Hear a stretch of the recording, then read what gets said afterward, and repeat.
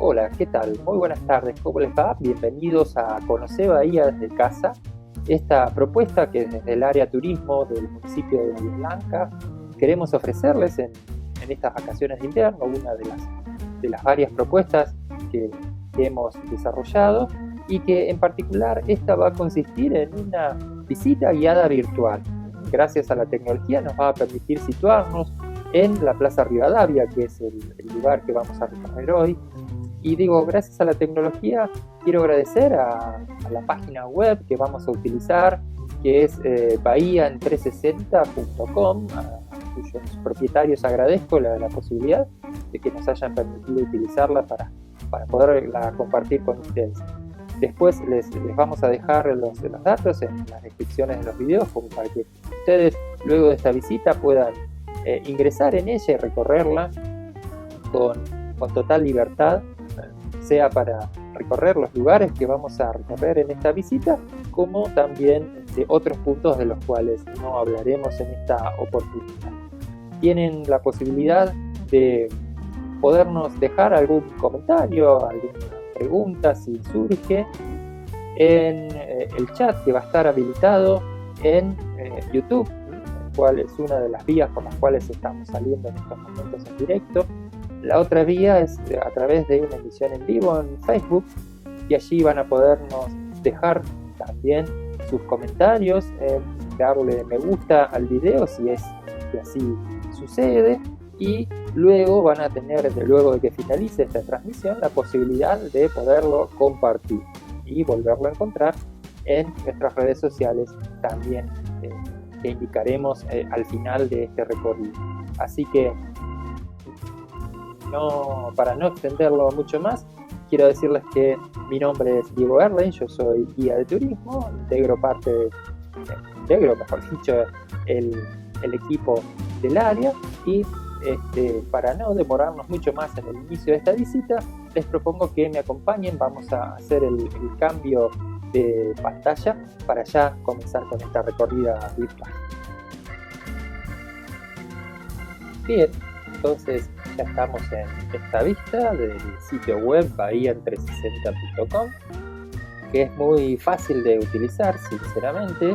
Ustedes van a ver que tienen la visual, yo aquí lo estoy mostrando a pantalla completa. Es muy sencillo, cuando ustedes ingresan a la página, el sitio les da las indicaciones como para que ustedes puedan hacer esto, pero en esta visita que estamos desarrollando vamos a utilizar entonces esta página, donde la primera vista de la Plaza Rivadavia es aquí, que ustedes, si clican con el mouse y lo arrastran, pueden ir girando la vista, ¿verdad? Casi literalmente en 360, en 360 grados. Y nos sitúa la página como punto de inicio de esta visita, este punto que nos encontramos frente al Palacio Municipal, allí lo están viendo con el mouse, y frente al edificio del ex Banco Provincia, de los cuales hablaremos ahora en minutos. El espacio que vamos a recorrer virtualmente es uno de los espacios más antiguos que aún conserva su uso original, es decir, el uso para el que fuera pensado, ¿no? Nuestra historia, la historia de Bahía Blanca, comienza a partir del 11 de abril de 1828, cuando se comienza con la construcción de una fortaleza en este sitio, que en realidad el objetivo de esta fortaleza no era único, sino que eran varios. Al principio, por esos años, se estaba desarrollando una guerra con el Imperio del Brasil, por cierto, el cual había atacado el fuerte de Carmen de Patagones un año antes, en 1827, en marzo, y ese hecho, digamos que había hecho caer en la cuenta al gobierno de que ciertamente toda la costa, podríamos decir así, del territorio a partir del Salado hacia el sur, más allá de que no estuviera poblada, porque de hecho la única población que existía en la Patagonia era Carmen de Patagones, ¿no? Una población que ya venía de la época virreinal. Y otro de los objetivos también, fuera del hecho de defensa de un punto estratégico de la costa, era también ir avanzando, ¿no? Que el territorio nacional, que llegaba hasta el río Salado, entonces aproximadamente estamos hablando de unos 280, 300 kilómetros hacia el norte de nuestra ciudad, fuera utilizado, ¿no? Se creía que era un espacio, entre comillas, desierto, porque si bien estaba habitado por distintos pueblos o distintos grupos de los pueblos originarios, bueno, según la concepción de Buenos Aires, era un territorio que tenía que ocuparse para las distintas actividades económicas, para la ampliación y creación de ciudades y demás. Así que allí comienza nuestra historia, y para eso se designa a un guerrero de la independencia, a un soldado que había luchado bajo las órdenes del general San Martín, de Belgrano, inclusive de Simón Bolívar, por aquí también, que fue el ya ascendido coronel Ramón Estomba, quien se ocupó de salir desde la localidad del Tandil o de Fuerte Independencia, y que por tierra llegó hasta este punto. Llega el día 9 de abril de 1828, pero ya lo estaba esperando aquí una embarcación que traía gran parte de los materiales, y el 11 de abril entonces comienza nuestra historia, porque allí comienza la construcción de la fortaleza. También más adelante en esta visita hablaremos de dónde estaba situada la fortaleza y de algún otro detalle. Quiero decirles que a lo largo de toda esta visita vamos a ir mechando con pequeños videos sobre lugares y sobre puntos interesantes de los cuales iremos hablando, así que iremos realizando pequeños cortes con información extra de la visita. Y entonces ya, ahora sí, vamos a orientar nuevamente la vista hacia el Palacio Municipal.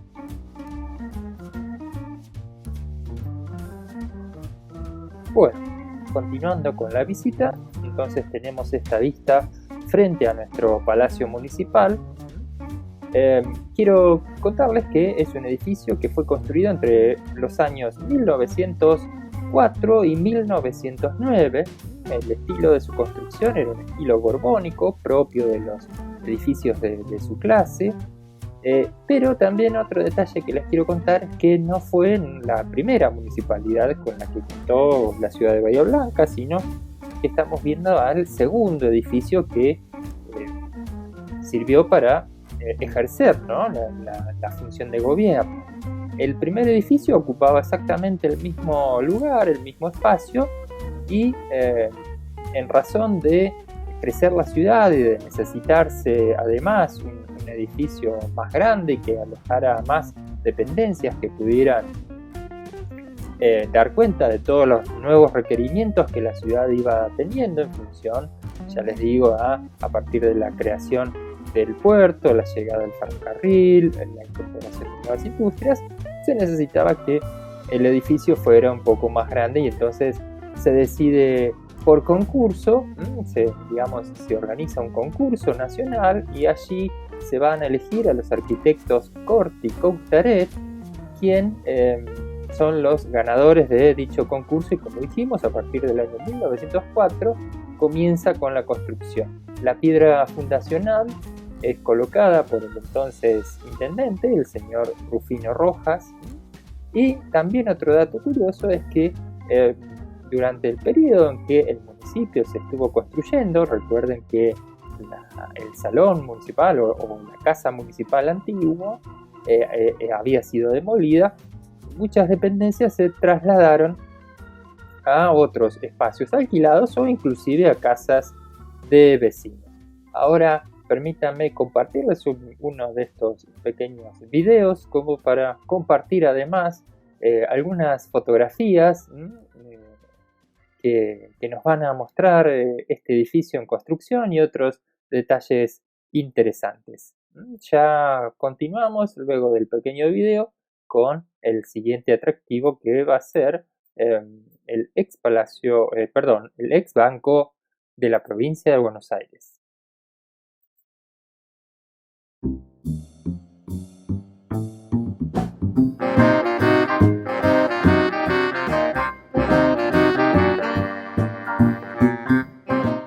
En esta fotografía vemos al edificio ya casi completamente terminado, aún con los andamios, y en un extremo los restos del primer edificio municipal.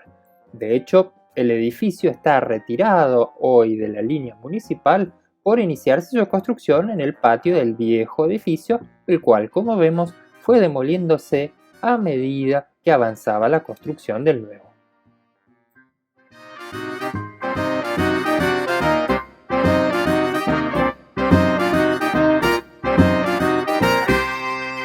En esta toma, una vieja postal coloreada, ya vemos al edificio casi a punto de terminarse en una fotografía tomada desde la iglesia catedral Nuestra Señora de la Merced.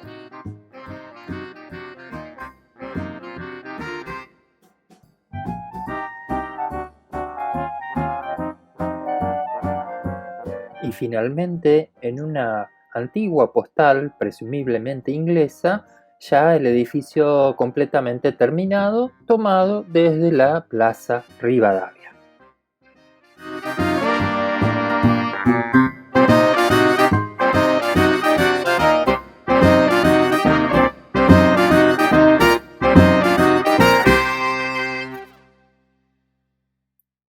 Bien, ya estamos entonces mirando hacia el edificio conocido como el ex Banco Provincia. De hecho, allí funcionó la sede del banco desde el año de su inauguración, 1918, hasta 1981, en el cual este edificio pasa a manos tras una serie de posibles destinos al municipio, que lo convierte en un anexo del Palacio Municipal, donde hay distintas dependencias que hoy funcionan. Pero este edificio, les decía, fue inaugurado un 20 de abril del año 1918 y es uno de los ejemplos, si se quiere, mejor conservados de lo que es el patrimonio arquitectónico local, ¿no? Tendremos que hablar que en cuanto a la tipología edilicia de principios del siglo XX, si se quiere, es uno de los ejemplos tipo dedicado a los bancos, con una particularidad. Este banco no se encontraba en una esquina, como sí iba a suceder con otras dependencias bancarias de la época, sino que estaba situado al lado del Palacio Municipal. Eso presentó todo un desafío para el arquitecto Roca, quien fuera su diseñador, de no perjudicar o de no disminuir la importancia que el Palacio Municipal tenía como edificio en sí y como asentamiento del poder ejecutivo de lo que era Bahía Blanca. Entonces se limitó el arquitecto a seguir las líneas de alturas del Palacio Municipal. Aquí ustedes, si aprecian, van a ver, si bien tenemos una vista en perspectiva, pero esta línea de cornisa superior continúa con la línea de cornisas del municipio y, digamos, cada línea que se puede ver aquí como una pequeña cornisa o resalte va a coincidir con las respectivas del Palacio Municipal. También podemos hablar acerca del color, que en este caso está respetando los colores originales. Todos estos edificios tenían un sistema de acabado, de terminación del frente llamado símil piedra París, que también además copiaba la estética de los edificios de París de fines del siglo XIX y comienzos del XX. Pero volviendo al edificio, el arquitecto decide destacarlo, jerarquizarlo en sí, a través de un grupo escultórico que está situado aquí arriba, justo sobre el acceso al edificio, que va a tener un significado que ahora en unos minutos más les voy a compartir también un pequeño videíto hablando al respecto. En cuanto a este banco, tiene una curiosidad también, porque no solamente funcionó el banco, sino que tenía espacios que destinaba a alquiler de oficinas, ¿no? Según alguna nota en el periódico La Nueva Provincia, se hablaba de que eran oficinas destinadas a alquilarse a particulares, espacios cómodos, amplios, con luz y ventilación suficientes y provistos de alumbrado eléctrico, calefacción, digo, y toilette. Todo inmejorable y moderno, así decía, rezaba ese artículo.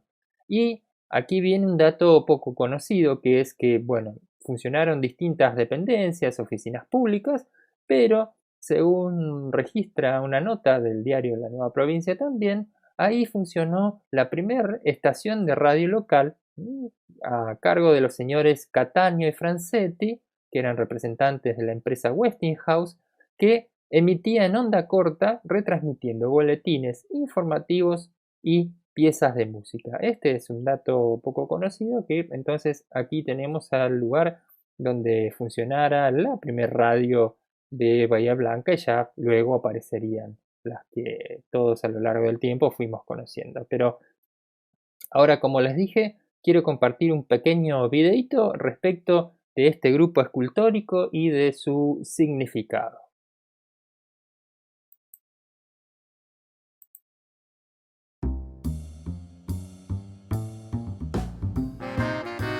La parte superior del edificio del ex Banco Provincia muestra un singular grupo escultórico que da cuenta de la función de la entidad respecto de sus principales objetivos. Se destaca en su centro la figura de una mujer simbolizando la nación argentina, portando el escudo de nuestro país y una espiga de trigo en su mano, dando cuenta de la calidad agropecuaria de nuestra provincia y la voluntad del banco de apoyar esa actividad. Por otra parte, aparecen sentadas a cada lado figuras alegóricas al comercio y a la industria.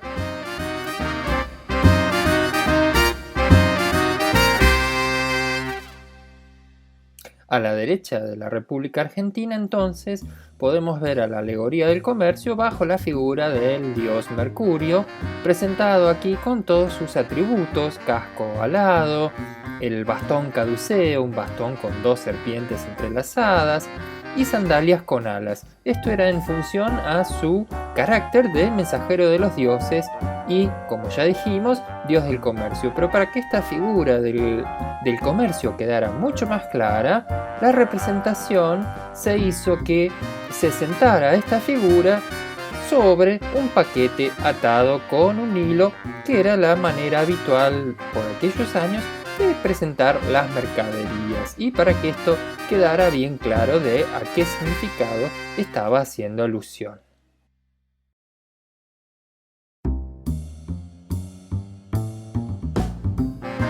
La alusión a la industria en este caso aparecía bajo la figura del dios Vulcano, herrero de los dioses, y por eso vemos a esta figura representada fundamentalmente con un yunque, un martillo, y para dar la idea de la modernidad, un engranaje o una rueda dentada representando a las modernas fábricas de la época.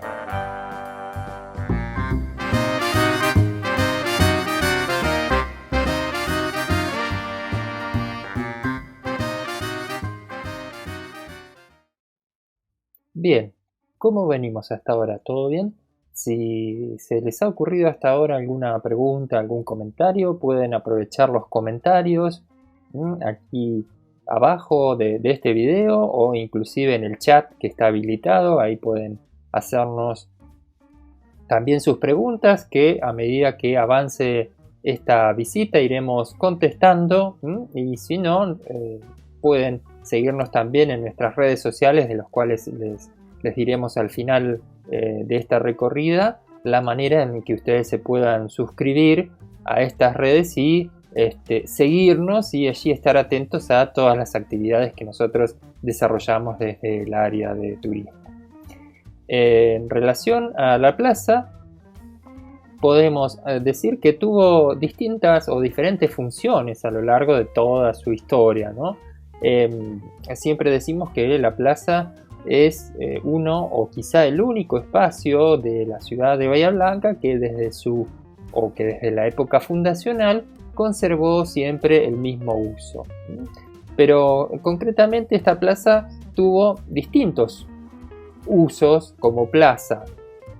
Podemos hablar de un simple lugar baldío, funcionó en una época también como corral de animales, fue un paseo cerrado, porque de hecho la plaza sobre fines del siglo XIX hasta aproximadamente 1902 estaba rodeada por un alambre que impedía que los caballos ingresaran y frustraran el esfuerzo por embellecer la plaza, en el sentido de que lisa y llanamente se comieran las plantas que estaban comenzando a colocarse allí.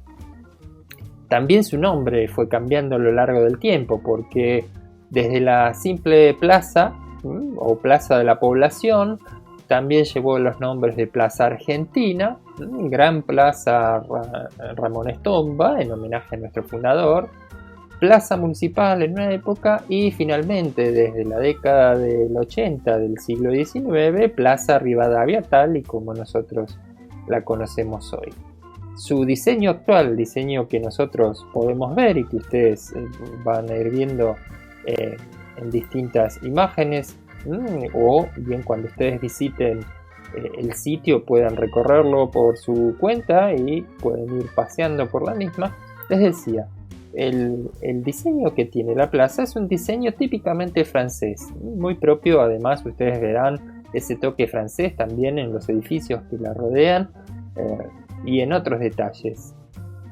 Y en particular, ¿por qué tiene ese toque francés nuestra plaza? Bueno, muy sencillo, porque a comienzos del siglo XX el entonces intendente Rufino Rojas decide darle un toque más moderno, modernizarla, adaptarla a los gustos y necesidades de la época, y para ello va a contratar al arquitecto paisajista Auguste Flamand, que era un muy conocido paisajista de la época, y además contaba él con el asesoramiento del gran arquitecto o el gran paisajista argentino Carlos Thais, que quien fuera Carlos Thais, el autor, entre otros lugares, del Jardín Botánico y del Rosedal de Palermo, de los grandes jardines, y aquí en el partido de Bahía Blanca también del parque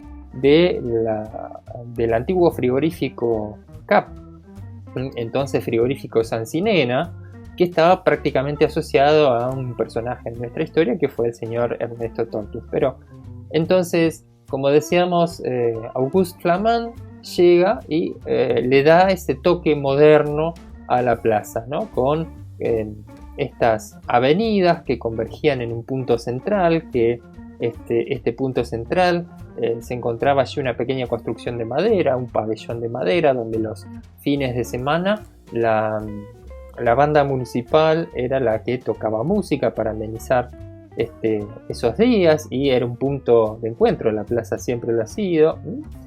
Va a introducir algunas especies vegetales para darle ese nuevo aspecto, un aspecto más moderno, como decíamos, más aspecto digamos a lo parisino. De hecho, ese diseño que él realiza lo va a tomar de los parques franceses, diseñando los paseos o los caminos internos para que la gente pudiera encontrarse y movilizarse en la plaza allí como forma de diversión, y además porque lógicamente era el único punto de encuentro de la ciudad. Pero también este arquitecto Auguste Flamand tuvo su gran intervención en la ciudad de Bahía Blanca, porque fue el que diseñó el entonces barrio de Hornado, o lo que iba a ser más adelante en nuestro Parque de Mayo. Pero bueno, esa será una historia que compartiremos en alguna otra visita cuando nos enfoquemos allí en el parque. Entonces, ahora lo que vamos a hacer es, vamos a ir avanzando para dirigirnos hacia el monumento central, el que le da el nombre a nuestra plaza, por el cual nosotros la conocemos. Esto lo vamos a ir realizando. Como verán, vamos a ir cliqueando en los distintos iconos.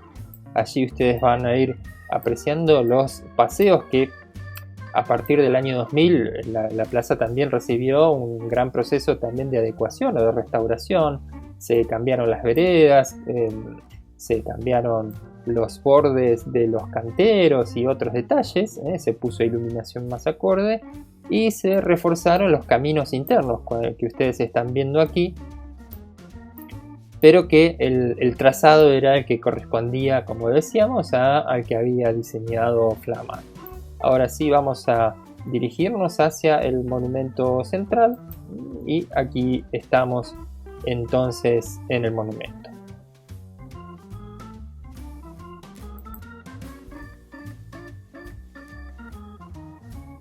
Bien, y ya llegamos entonces al monumento central. Vamos a buscar una vista mejor iluminada. Vamos a utilizar, como hoy les explicaba, estos iconos que nos permiten movilizarnos. Bien, aquí ya tenemos otra vista más iluminada o mejor iluminada por el sol.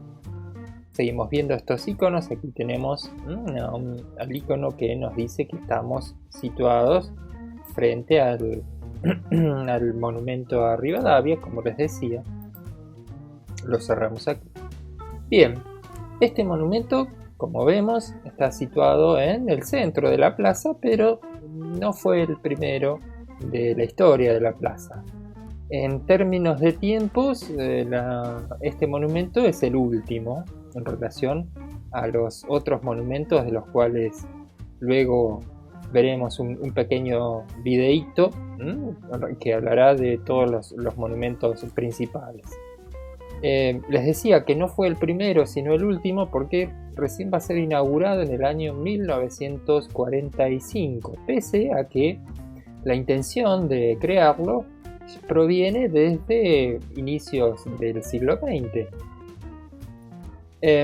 A principios del siglo XX, 1906, 1907 aproximadamente, se decide que el espacio central de la plaza, hasta entonces ocupado por una construcción de madera, un pabellón, que era utilizado por la banda municipal para amenizar las tardes o los fines de semana, que iba a ocupar allí un monumento al prócer considerado más relevante de la historia bahiense, como fue Bernardino Rivadavia. Recordemos, Bernardino Rivadavia fue el primer presidente de nuestro país, y durante su mandato, y también como mandato en el gobierno de Buenos Aires, consideraron que había hecho todas las gestiones necesarias como para considerarse el principal prócer bahiense, o el principal prócer de la historia bahiense, mejor dicho. Entonces se convocaron dos concursos, como les decía, en 1908 y en 1929, pero estos fueron declarados desiertos. Para el mismo año 29, parece que el jurado de estos concursos era bastante estricto, y recién, aproximadamente 7 meses después, se presentan nuevos trabajos, y allí aparece uno bajo el seudónimo Lux, que era el seudónimo del artista Luis Robati, que presentaba el monumento como nosotros lo vemos hoy, como estamos viéndolos en este preciso momento, y que fue considerado el ganador. Pero iban a pasar unos años, porque esta obra básicamente el escultor realizó en su atelier, en su taller de Buenos Aires, toda la obra, el monumento, ¿no? Los fundidos que estamos viendo allí en bronce, la estructura enchapada en mármol travertino, con las distintas esculturas que luego iremos viendo en las distintas vistas. Pero les decía que la obra recién se la pagaron allá por la década del 40 de nuestro siglo, 1945, 1946, que va a ser el momento en el que finalmente la obra es trasladada hasta Bahía Blanca mediante tren y colocada allí en el lugar donde nosotros la podemos ver hoy. ¿Qué podemos ver de este monumento? Bueno, tenemos aquí, mirando hacia calle Alsina, la figura de Bernardino Rivadavia. No se aprecia bien aquí, pero está sosteniendo un papel, un pergamino, en carácter de estadista, ¿no? Por su condición de primer presidente. En la parte superior aquí podemos ver una figura femenina denominada la ofrenda, que está extendiendo su mano derecha. Esta ofrece, digamos, está en actitud de ofrecer. Algunos dicen un pequeño cuenco, otras versiones hablan de un pan. Como fuere, también está representando a la ciudad de Bahía Blanca en actitud de progresar. Si aquellos que toman la versión del pan consideran que es en función a la agricultura, ¿no? Y al trabajo también, ¿no? El pan como símbolo del trabajo. Y también la actitud corporal que tiene esta figura está dando un paso hacia adelante, y sus cabellos y sus vestiduras están siendo movidos o agitados por el viento del progreso referido. Después, el monumento tiene dos frentes, otros dos frentes, mejor dicho, que van a dar hacia Avenida Colón, el que les estoy remarcando aquí con el puntero del mouse, y hacia Irigoyen, que es el que no vemos desde esta posición, donde estamos viendo figuras conocidas. En el caso de aquí tenemos dos figuras masculinas que llevan el nombre de Atlantes, o columnas con forma humana, o con forma humana mejor dicho, que aparentan estar sosteniendo la parte superior de todo el monumento. Si aquí buscamos otra vista, a ver, desde aquí también no podemos apreciar muy bien, pero aquí vemos a dos figuras femeninas que en este caso van a llevar el nombre de cariátides. Son estas figuras decorativas tomadas de la escultura tradicional griega, o de la arquitectura, mejor dicho, tradicional griega, y también tienen su explicación de por qué llevan esos nombres. Les recomiendo que busquen en nuestras redes sociales. Hemos hace poquito tiempo lanzado una sección que se llama de los apuntes del guía, donde explicamos tanto el porqué de las cariátides como de los atlantes, ¿no? Aquí vemos en la parte superior el monumento denominado la ofrenda, como yo les decía, y tenemos en la parte posterior, vamos a buscar la vista posterior, ahí estamos, hacemos un poco de zoom, y si bien la imagen no es nítida, les cuento que ustedes están viendo aquí a una figura femenina, podría simbolizar bien a una madre, con un niño desnudo.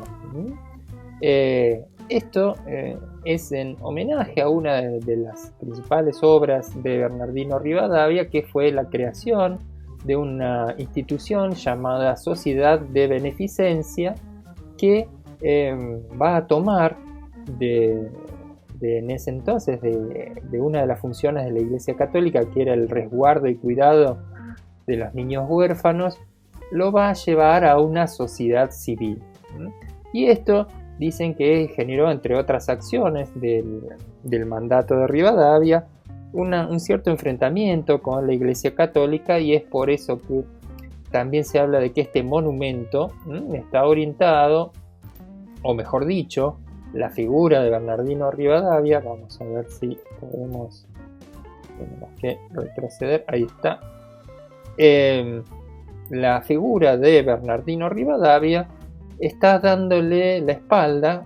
Consideren que está, como dijimos, mirando hacia Alsina, entonces la beneficencia estaría mirando hacia calle Sarmiento, y por ende la figura de Rivadavia estaría dándole la espalda a la iglesia catedral, ¿no? Esa posición se cree que sería adrede, que el escultor la habría buscado para representar o simbolizar esa oposición que tuvo el mandato o el gobierno de Rivadavia hacia la Iglesia Católica, oposición en un sentido de obras que llevaron un poco la contraria a la iglesia de su tiempo. Vamos a seguir mirando este monumento, pero me parece que es buen momento como para mostrarles ahora un pequeño video respecto de los otros monumentos, así no hacemos esta visita tan extensa y ustedes van a tener un panorama de qué otros monumentos podemos llegar a ver en nuestra Plaza Rivadavia. Entonces vamos a ver este pequeño video.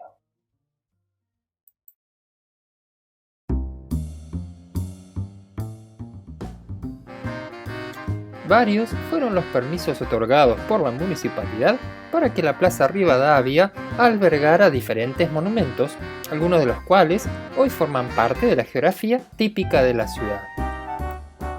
El primero fue construido en 1928 por los ingleses en adhesión al centenario de la ciudad y como muestra de las fuertes inversiones británicas en la zona, tanto en ferrocarriles como en puertos. Se trata de una fuente con un obelisco de 5 metros de altura, conformando un conjunto revestido en mármol de Carrara. Sobre las caras del obelisco aparecen distintas alusiones a las actividades económicas que en común tenían ambos países, es decir, Gran Bretaña y Argentina, y estas figuras representan a la agricultura, la ganadería, la navegación y el ferrocarril. Un detalle curioso de estas alegorías es que cada una se encuentra mirando hacia el lugar físico de la ciudad donde esa actividad era o es todavía llevada a cabo. Es decir, si nosotros miramos la imagen que representa una antigua locomotora a vapor, estaremos mirando en el mismo sentido hacia la estación sur.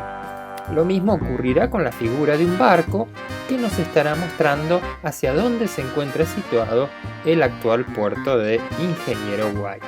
Nosotros hoy conocemos a esta fuente bajo el nombre de Fuente de los Ingleses.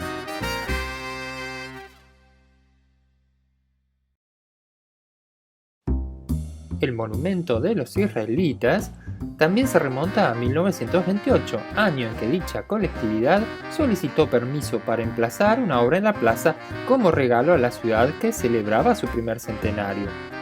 Diseñado por el escultor Israel Hoffman y el arquitecto Michael Yadvinsky, consiste en un monumento de 4 caras revestido en mármol que rinde tributo al barón Mauricio de Hirsch, uno de los hombres que más ayudaron al pueblo judío, permitiendo que llegaran miles de inmigrantes desde una castigada Europa hasta nuestro país.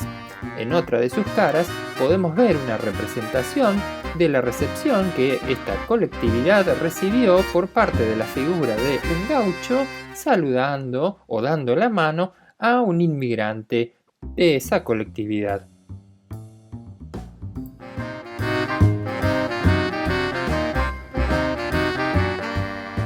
Otro de los monumentos principales, aunque de menor magnitud, es el que honra a la memoria del teniente coronel Luis Caronti, segundo intendente de la ciudad y primer intendente bahiense, quien falleció en el año 1917, legando la totalidad de su fortuna a la Biblioteca Rivadavia y al Hospital Municipal.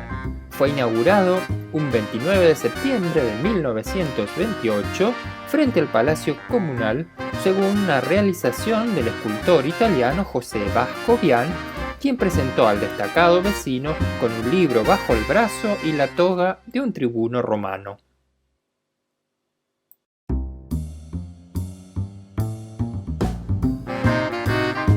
También merece ser mencionado el Monumento a la Madre, emplazado en 1969, próximo al sector de los juegos infantiles. La idea de erigirlo nació en la Asociación Amigos de la Calle Donado y fue ejecutada por María del Carmen García con la colaboración del escultor Hugo Pisani. Luego de estar un tiempo en el Museo Histórico e incluso en el patio trasero del Teatro Municipal, la pieza recaló de manera definitiva en la plaza.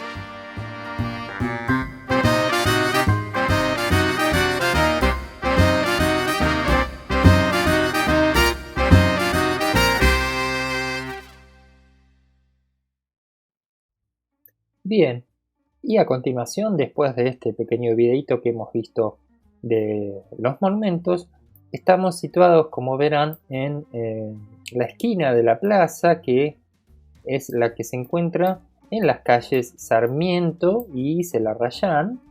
Allí estamos viendo. Disculpen si los movimientos son algo bruscos, pero la idea es que puedan situarse entonces en el punto que viene a continuación, que es nuestra iglesia catedral. Esta iglesia es una obra diseñada por el arquitecto Luis Peprani, que fue inaugurada un 9 de julio de 1900. Es decir, que hace poquitos días ha cumplido nuestra iglesia catedral 120 años de existencia. En el atrio, en el interior, allí apenas cruzadas las primeras puertas del templo, encontramos una urna con los restos del fundador de nuestra ciudad, del coronel Ramón Estomba. Y este templo está bajo la advocación, bajo la protección de la Virgen de la Merced, redentora de los cautivos cristianos. La fachada de este edificio se terminó aproximadamente hacia el año 1928, incorporando detalles decorativos propios de la fe católica, como pueden ser algunas figuras de ángeles, de las figuras de los santos San Pedro y San Pablo, allí en el primer nivel del frente, y un grupo escultórico que representa a la Virgen María vistiendo el hábito de los mercedarios y escoltada de dos ángeles. Uno de ellos sostiene el escudo nacional y el otro el escudo de la orden mercedaria. Al respecto de esta orden y del por qué este templo fuera puesto bajo la protección de la Virgen de la Merced, la denominada Orden Real y Militar de Nuestra Señora de la Merced y la Redención de los Cautivos, mejor conocida como Orden de la Merced, es una orden religiosa católica mendicante que fue fundada allá por 1218 por San Pedro Nolasco para la redención de los cautivos cristianos en manos de los musulmanes. Recuerden que por esos tiempos se organizaban las denominadas cruzadas para rescatar Tierra Santa o los lugares por los cuales, según la fe católica y la fe cristiana, transitó Cristo y sucedieron los hechos más importantes para esta fe. Y allí estos cristianos eran retenidos o eran tomados prisioneros. Entonces los mercedarios se entregaban a cambio, de allí el nombre de merced, ¿no? Es un término del español antiguo que significa o significaría favor, hacían el favor de intercambiarse por esos prisioneros para que retornaran sanos y salvos a sus lugares de origen, ¿no? De hecho, los mercedarios, que aún existe esta orden, se comprometen más allá de los votos tradicionales de pobreza, obediencia y castidad. Tienen un voto específico de liberar a otros, a los más, digamos, a quienes hayan estado prisioneros y que sean católicos, ¿no? Digamos, en cierta manera eso es lo que dice ese cuarto voto especial que tiene esta orden mercedaria. ¿Y por qué la merced aquí? Bueno, la existencia del primer templo data del año 1835, cuando por orden de Juan Manuel de Rosas, que pasara por estos lugares, camino al río Colorado, para hacer tratativas con los grandes caciques y mantener la frontera o el territorio de la frontera o la campaña, como se la conocía a todo ese entonces, en relativa paz y estabilidad, digamos que ordena la construcción de ese primer templo. ¿Por qué? Porque este paraje o este lugar, que era el denominado fortaleza protectora, o teníamos también algún nombre oficial que era Nueva Buenos Aires, un nombre oficial que fuera desestimado luego por el uso y la tradición de que todo el mundo utilizaba el nombre de Bahía Blanca en alusión al punto o al lugar geográfico, como la gente se trasladaba por mar. Era común utilizar la Bahía Blanca como el punto de destino. Bien, entonces decíamos que Rosas pasa por aquí y se encuentra con que no había un templo como para poder profesar la fe católica, y entonces dice una leyenda que se baja del caballo en el sitio en el cual nosotros ahora vemos que está ocupando la iglesia catedral, y allí ordena que en ese lugar se construyera un primer templo. Unos años después, 1836-1837, arriba el primer cura castrense, que va a ser Juan Bautista Vigio, quien a partir de allí va a llevar los destinos de la fe en estos lugares. Pero también tenemos otro pequeño video relativo a la catedral con algunos detalles del frente y algunas fotografías antiguas que nos parecen de interés poder compartir con ustedes ahora. Me gustaría saber cómo está resultando esta visita hasta este momento. Pueden dejar sus comentarios, precisamente sea en el chat, si nos están viendo por YouTube, o en Facebook, a través de los comentarios, y ya saben, pónganle me gusta a esta transmisión si es así, y si no, pueden dejarnos sus preguntas, sus sugerencias de qué otros lugares les interesaría recorrer en esta visita. Entonces, ahora vamos a aprovechar los recursos que nos da la tecnología como para poder compartirles otro pequeño video relativo a nuestra iglesia catedral.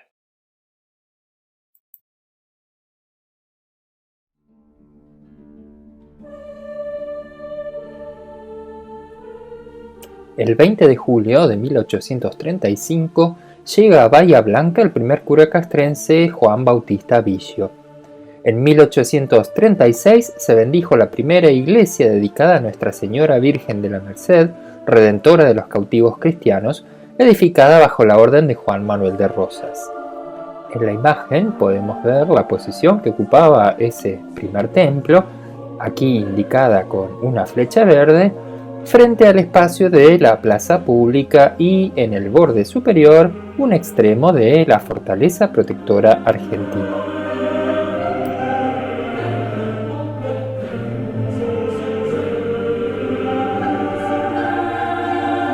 Aproximadamente en 1860, la pequeña población había cumplido poco más de 30 años y la necesidad de un nuevo templo parroquial se hizo urgente e imperativa. La autoridad municipal de entonces, el señor Sixto Laspiur, contó con la colaboración de importantes vecinos.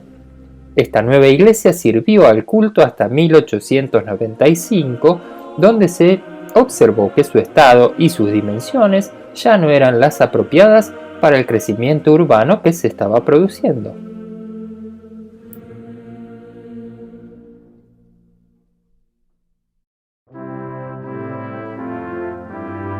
El 8 de julio de 1900 se terminaron los últimos trabajos y se inauguró el nuevo templo.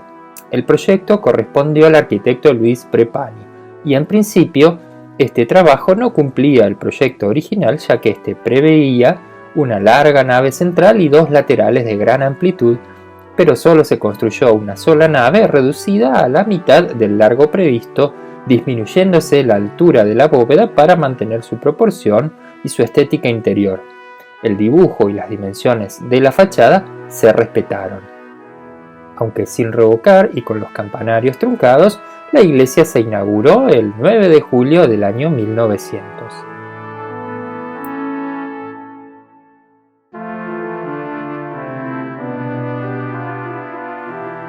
En 1903 se le agregaron los campanarios y entre 1916 y 1920 el constructor Antonio Gerardi comenzó las dos naves laterales.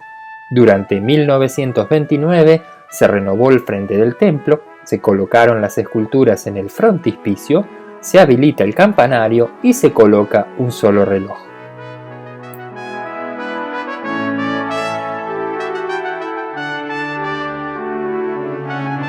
La fachada se compone de un cuerpo central y dos laterales, estos últimos conformados por las torres.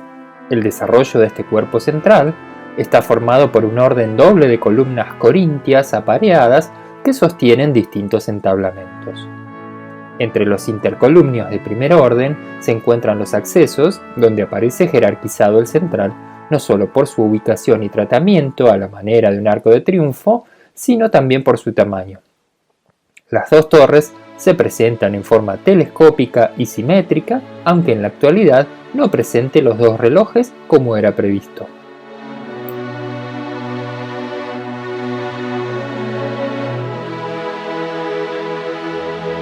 El cuerpo central presenta dos niveles que se coronan por un amplio frontis, el cual es rematado por un grupo escultórico que representa a la Virgen María y a dos ángeles. En el orden superior, los intercolumnios presentan nichos con esculturas y un gran ventanal.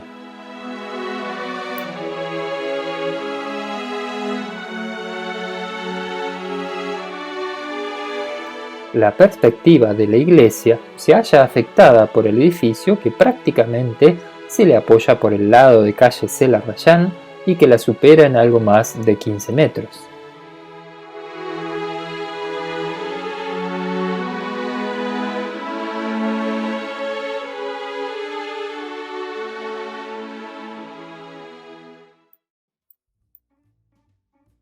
Bueno, y continuando con esta visita virtual que estamos desarrollando hoy, el siguiente punto va a ser otra esquina de nuestra plaza, que es la esquina precisamente de las calles Sarmiento y Estomba, donde se encuentran dos nuevos atractivos. En primer lugar, aquí lo que ustedes están observando es el edificio del actual Consejo Deliberante, el actual Honorable Consejo Deliberante, que es un edificio que comenzó su historia como un banco, como la representación o la sede local del ex banco alemán transatlántico del año 1911. Fue construido entonces por un arquitecto, el arquitecto Carlos Nordmann, que además fue un arquitecto que desarrolló otros edificios aquí en la ciudad, como la Galería Peuser en el año 1916, y ya fuera de nuestra ciudad fue quien construyó el famoso Torreón del Monje en la ciudad de Mar del Plata, así como el casco de la Estancia La Ventana en el partido de Torques. De este edificio, además, durante su existencia, fue sede de otras sedes como Rentas Provincial, luego de que el banco dejara de operar aquí en la ciudad. Un pequeño detallito sobre este edificio es que las ventanas tienen persianas metálicas, cortinas metálicas, que según refieren algunos eran la atracción de la época cuando había inaugurado el banco, porque poco se habían visto esa clase de persianas en la ciudad y entonces se dice que la gente asistía a ver abrir el banco porque le llamaba la atención este mecanismo tan, entre comillas, de avanzada para la época. El banco tenía su acceso principal aquí por la Ochava, y también, como todos esos edificios, ustedes recuerden que hoy mencionamos algo al hablar del edificio del ex Banco Provincia, el resto de los bancos tenían su ubicación en las esquinas.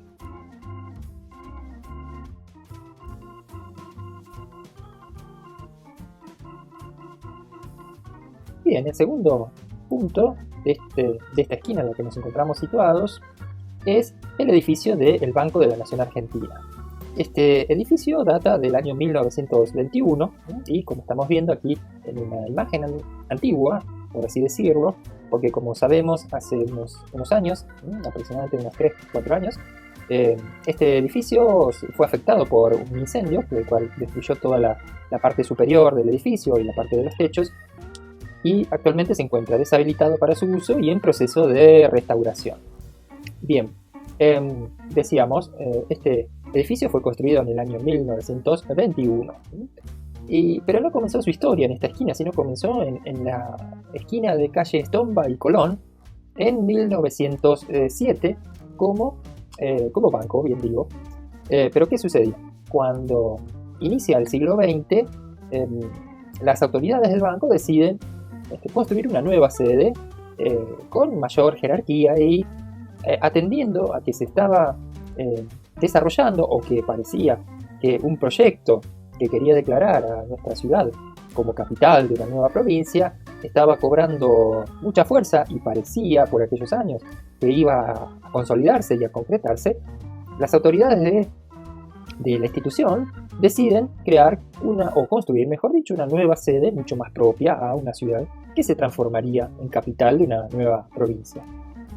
Y para ello establecen mediante acuerdos con la aduana nacional, que era la propietaria original de ese solar, el trueque del edificio viejo, que de hecho es el que hoy nosotros conocemos como aduana, y hablaremos de ello en unos minutos más tarde, por ese terreno para poder construir.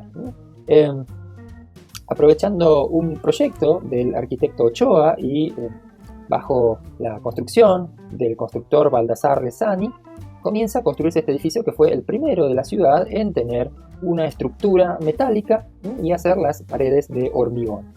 Hasta ese entonces todos los edificios se construían de mampostería de ladrillo, y esto posibilitó que este edificio tuviera unas paredes un tanto más delgadas que que los edificios anteriores, y ciertamente algunos recursos de construcción como el gran hall central y toda la parte administrativa y oficinas y demás en las partes superiores. Toda esa estructura quedó expuesta, como decíamos, o en gran parte en la parte del techo, a raíz del incendio que les mencionaba anteriormente. Y este edificio también tiene sus particularidades, ¿no? Que van a ser una serie de esculturas o alegorías representativas a las actividades que van a estar situadas aquí, a ver si la máquina me lo permite. Ahí está, disculpen ustedes, ahí vamos. Decía, sobre los pares de columnas vamos a tener a esculturas. Esta que estoy señalando aquí con el mouse hace alusión a lo que es la industria, y vuelvo a utilizar un recurso que ya hemos visto en el ex Banco Provincia, que es utilizar al yunque y al martillo como símbolos de toda esa actividad industrial. Y su contraparte en el otro par de columnas, o sobre el otro par de columnas, hace alusión al comercio, y en este caso una figura femenina sosteniendo otra alegoría, que es la cornucopia o cuerno de la abundancia. Pero otro detalle que ojalá quisiera poderles mostrar mejor, pero no cuento con ninguna fotografía en este preciso momento, que es que esta figura está sentada, así si ustedes recuerdan al comercio del ex Banco Provincia, que estaba sentado sobre un paquete. En este caso se hace sentar a esta alegoría sobre una carretilla, y a los pies, también muy poco visible, hay una oveja en representación, o un carnero mejor dicho, en representación de lo que era la ganadería. Pero otro detalle particular, porque aquí ustedes ven unas figuras humanas. Estos son otros atlantes, así como veíamos hoy en el monumento central, que representan y un poco llevan la idea del trabajo, ¿no? del esfuerzo, porque están recreados con sus músculos tensos, asemejando sostener toda la parte superior del techo. Y a la vuelta, desde una vista que aquí no tenemos, uno de ellos atlantes fue recreado, pero con la figura de un representante de los pueblos originarios, pero con toda la carga y con todos los preconceptos de la época y que se tenían en relación hacia estos individuos. ¿Por qué lo digo? Porque la figura, en vez de estar con sus músculos tensos sosteniendo el techo, se encuentra recostado sobre la pared del frente y con sus atributos vincha y taparrabos, digamos, en términos generales. Y como no está en un frente demasiado visto, me pareció interesante poder compartir con ustedes esta información. Bien, sigamos para no demorarnos mucho más en esta visita, y vamos a pasar ya a uno de los puntos finales, que va a ser el sector de la fuente de los ingleses, y hablaremos también allí un poquitito de dónde estaba ubicada la fortaleza protectora argentina. Así que vamos a dirigirnos hacia allí. Bien, ya estamos entonces aquí en lo que es la fuente de los ingleses, de las cuales ya algo hemos hablado en ese pequeño videito de los monumentos. Vamos a girar la visual como para poder orientar hacia lo que es el inicio de la avenida Colón.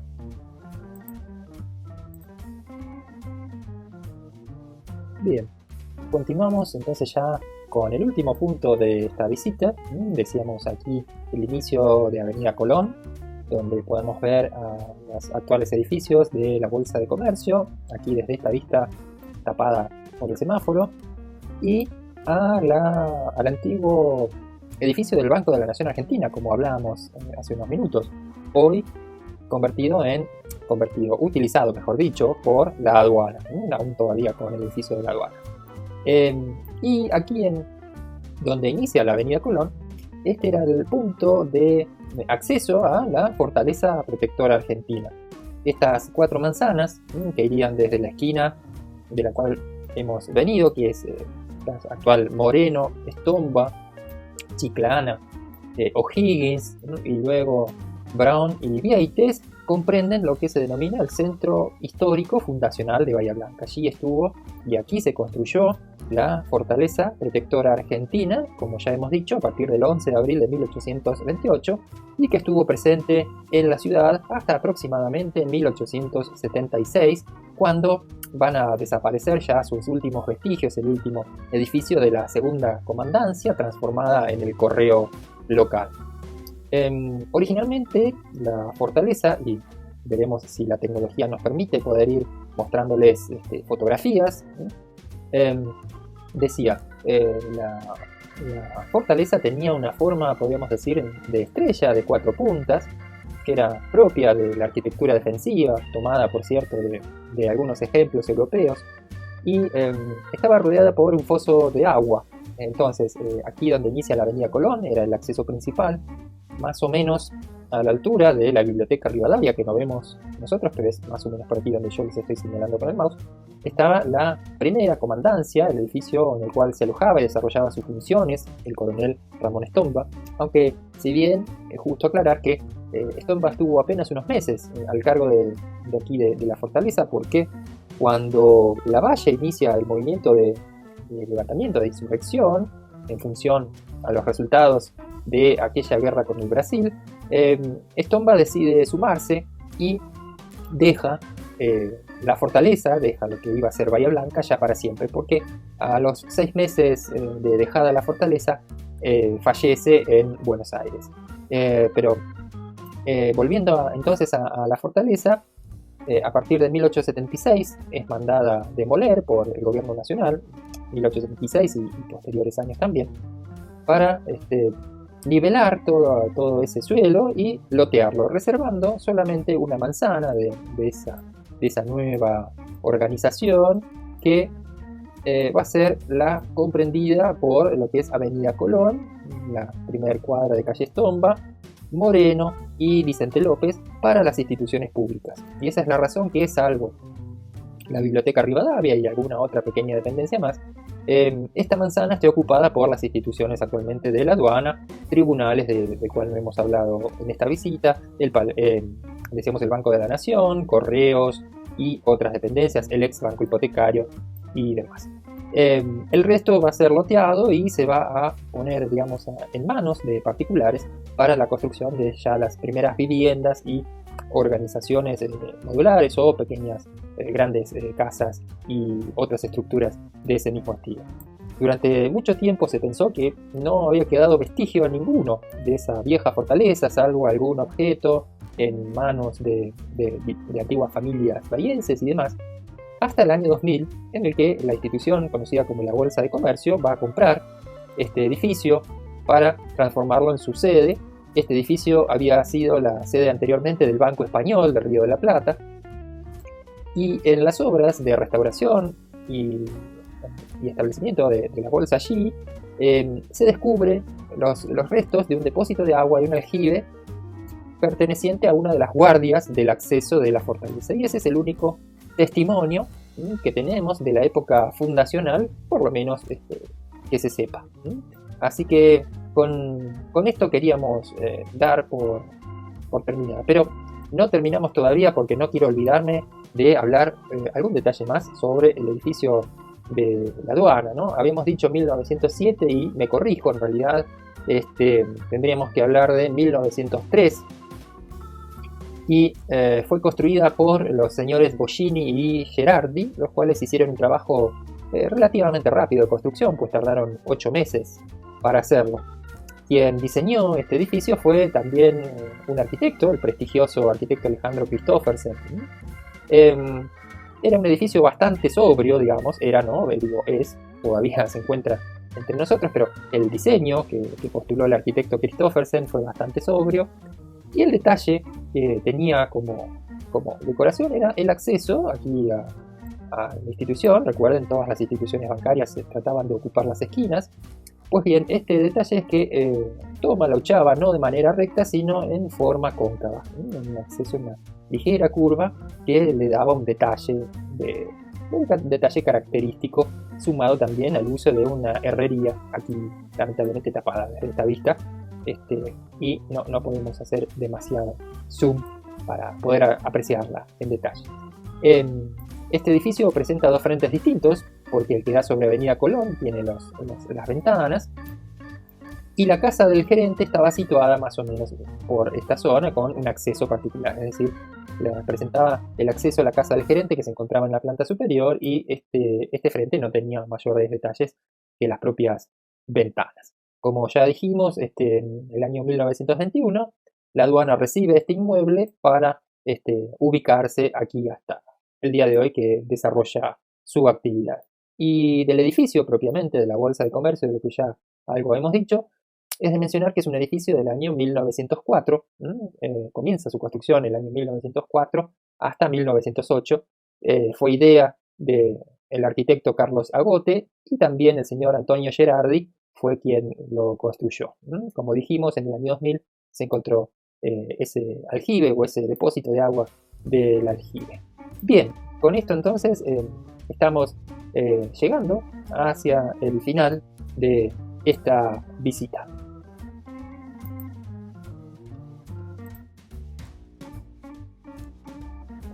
Bueno, y así llegamos al final de esta visita guiada virtual, que espero les haya sido de su agrado.